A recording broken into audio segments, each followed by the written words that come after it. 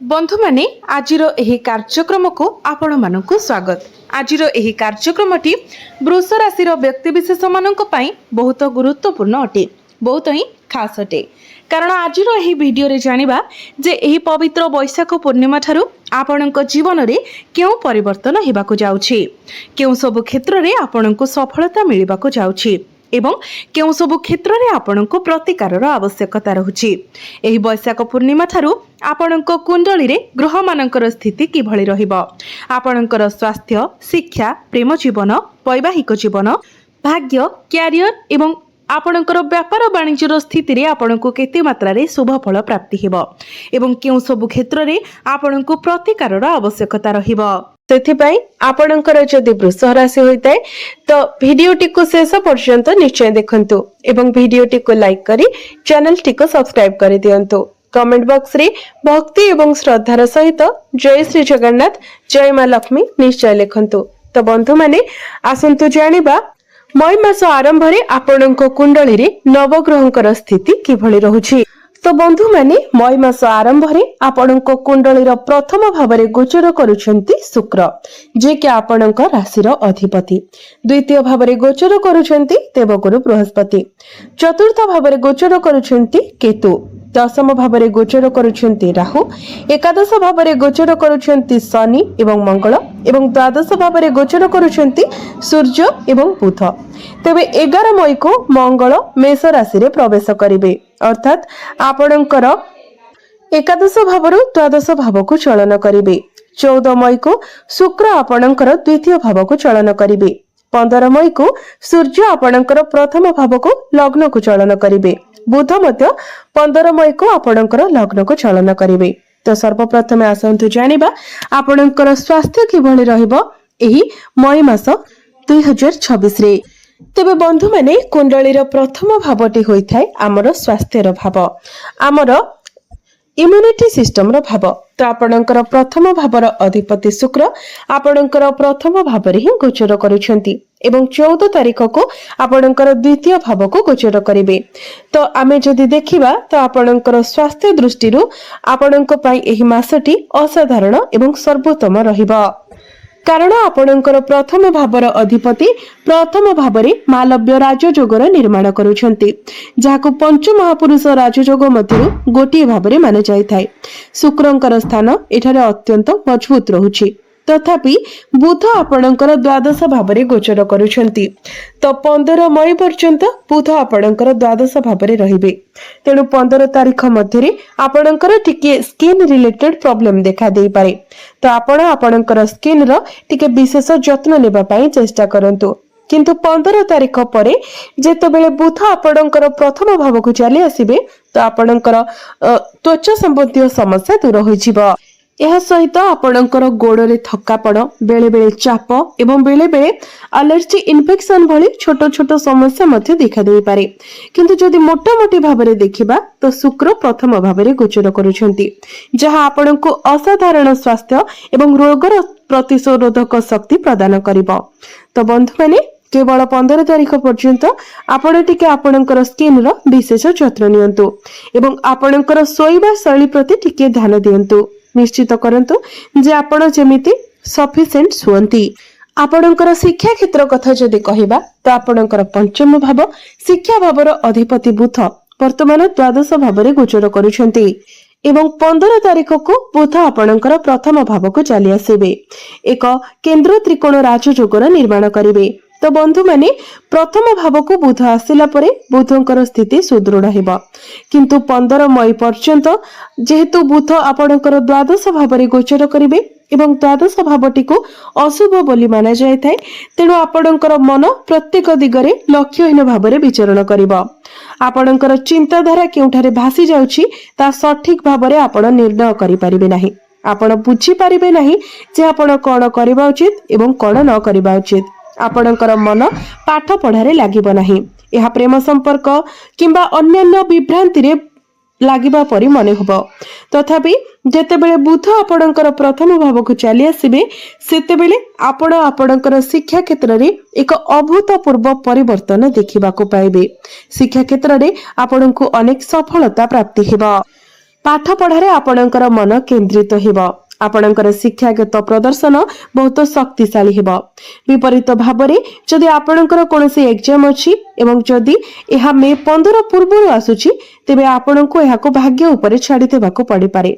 किंतु जदि 15 तारीख पर आपणकर किछि एग्जाम अछि, विशेषकर कॉम्पिटिटिव एग्जाम अछि, सरकारी स्तरीय परीक्षा अछि, तो निश्चित भाव में आपण सेतिरे उत्तीर्ण हेबार संभावना बहुत अधिक।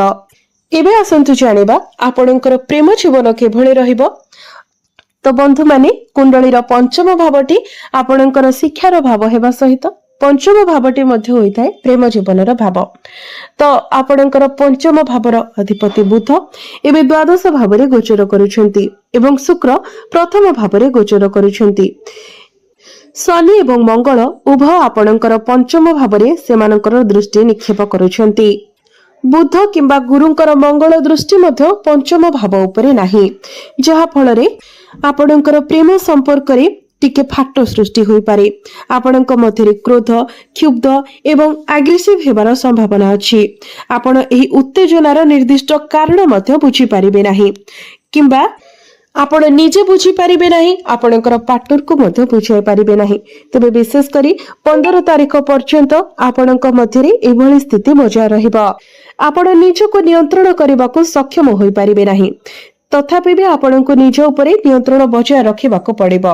नचेत 15 तारीख पूर्वरु आपणको मध्यरे मिस अंडरस्टैंडिंग होई पारे। छोट छोट कथा को नेकी कली झगड़ा होई पारे। अस्थायी भाबरे आपणको मध्यरे जोगाजोग बंद होई पारे, कारण पंचम भाव उपरे शनि एवं मंगलंकर विस्फोरक दृष्टि पड़ुछि, जहा आपणक मध्यरे संपर्क रे फाट सृष्टि करिवार काम करुछि। तेनु आपणको एथि प्रति विशेष ध्यान रखिबाको पड़िबो, विशेष करी 15 मई पर्यंत। किंतु 15 मई परे बुध आपणकर प्रथम भावको चली आसीबे, तो स्थिति एठारे अनुकूल हेबा। एबे आसंतु जानिबा आपणकर वैवाहिक जीवन केभଳି रहिबो। तो बंधु माने सप्तम भावटी होइथाय आपणकर वैवाहिक जीवनर भाव। आपणक जीवन साथी आपणक सप्तम भावर अधिपति मंगल एबे एकादश भावरे गोचर करुछंती, किंतु खूब शीघ्र आपणकर द्वादश भावको चली आसीबे एवं एठारे विपरीत राजयोगर निर्माण करिवे। एहा पूर्वरु मंगल एवं एबे तांकर मित्र गृहरे गोचर करुछंती। तो मोटामोटी भावरे जदि देखिबा तो आपणकर वैवाहिक जीवन भल देखा जाउछि, कारण शुक्र सप्तम भावरे निजर दृष्टि निक्षेप करुछंती। यार सप्तम दृष्टि माध्यमरे शुक्र प्रेम, स्नेह एवं आपणक मध्यरे भाव प्रवणता संजोगर उपस्थिति को सुनिश्चित करिवे। आपणकर मध्यरे जदि कोनोसी मनांतर मतांतर थिला से सब दूर होई जिवो। जदि आपण आपणकर जीवन साथी एकाठी मिसी किछि प्लानिंग करूछंती तो एही मास विशेष भाबरे अनुकूल, कारण मंगल वर्तमान लाभ स्थान रे अछंती एवं एहा परे द्वादश भावरे विपरीत राजयोगर निर्माण करिवे। एहा सुचाई देउछि जे आपणकर जीवन साथींकर पर्सनल एवं प्रोफेशनल लाइफ रे आपण ग्रोथ देखिबाको पाइबे, किछि शुभ खबर पाइबे। आपण दुई जण मिसी केवडे बुलिबाको मध्य जाई पारंती। तो वैवाहिक जीवन आपणकर बहुत भल रहुछि। आपणक मध्यरे भल पाइबा बढ़िबो, बुझाबणा बढ़िबो। आपण दुई जण मिसी केवडे बुलिबाको जाई पारंती, जहा आपणको बहुत आनंद मध्य प्रदान करिबो। एबे आसंतु जानिबा सबठार गुरुत्वपूर्ण विषय वस्तु आपणकर भाग्य, क्यारियर एवं व्यापार वाणिज्यर स्थिति किभଳି रहिबो। तो बंधु माने कुंडलीर नवम भावटी हेउछि भाग्यर भाव एवं दशम भावटी हेउछि क्यारियर भाव। तो आपणकर भाग्य भावर अधिपति शनि एबे लाभ स्थान रे गोचर करुछंती एवं गुरु आपणकर दशम स्थान को देखुछंती। गुरु भाग्यर कारक ग्रह बोली मध्य माना जाइथाय, जे कि द्वितीय भावरे गोचर करुछंती। ଏହା ବ୍ୟତୀତ ଭାଗ୍ୟ ଭାବର ଅଧିପତି ଶନି ଏକାଦଶ ଭାବରେ ଗୋଚର କରୁଛନ୍ତି, ତ ଭାଗ୍ୟ ଆପଣଙ୍କର ଅନୁକୂଳ ରହୁଛି। ଆପଣ ବର୍ତ୍ତମାନ କୌଣସି ଶନି ଦଶାର ମଧ୍ୟ ଦେଇକି ଗତି କରୁନାହାନ୍ତି। ଯେତେବେଳେ ଜଣେ ବ୍ୟକ୍ତିଙ୍କର ଭାଗ୍ୟ ଲାଭ ସହିତ ସମ୍ପର୍କ ସ୍ଥାପନ କରେ, ଏହା ସର୍ବଦା ଭୌତିକ ଲାଭ ପ୍ରଦାନ କରେ। ଜଣେ ଭାଗ୍ୟ ଦ୍ୱାରା ଲାଭ ପାଏ किंबा अन्य उपाय कहबाको गले जड़े व्यक्ति जहाँ करने को मनस्थ करती से सफलता निश्चित भाव में प्राप्ति हुए। भाग्य आपण को दृढ़ भाव में समर्थन करुछि। तेणु एही समय आपण भाग्य संबंधित जहाँ भी डिसीजन नेबे से आपण को सफलता निश्चित भाव में प्राप्ति हेबो।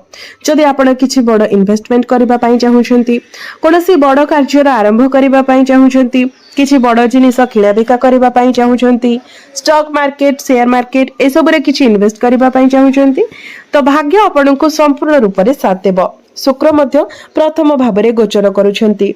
जदि आपण कोनोसी बड़ इन्वेस्टमेंट विषय चिंता करुछंती किंबा एक गुरुत्वपूर्ण प्रॉपर्टी जेपरि कि कोनोसी जान किंबा अन्य कोनोसी प्रमुख जिनिस किनिबा पई चाहुछंती, तेबे मई मास 14 तारिख पूर्व आपण ए सब करिनियंतु, कारण शुक्र वर्तमान मालव्य राजयोगर निर्माण करुछंती। शुक्र प्रथम भाव में गोचर करने सहित एक अत्यंत शुभ एवं शक्तिशाली राजयोगर निर्माण करुछंती। तो भाग्य आपनको संपूर्ण मात्रा रे साथ देव। भाग्य बल रे प्रत्येक क्षेत्र रे आपण सफलता हासिल करिवे। कैरियर विषय कथा जदि कहबा तो राहु आपणकर दशम भाव में कैरियर भाव में गोचर करुछंती एवं डिसेंबर 2026 पर्यंत आपणक दशम भाव में ही रहिबे। दशम भाव में राहुंकर गोचर आपणको एभली भाव में प्रोत्साहित करे जे मु कठिन परिश्रम करिवे नाही।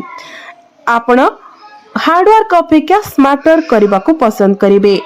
दशम भाव में राहु जड़े व्यक्ति को असाधारण भाव में बुद्धिमान एवं प्रतिभाशाली करिथाए, जदिओ यह राजनैतिक चालबाजीर एक निर्दिष्ट उपादान मध्य जोगाए।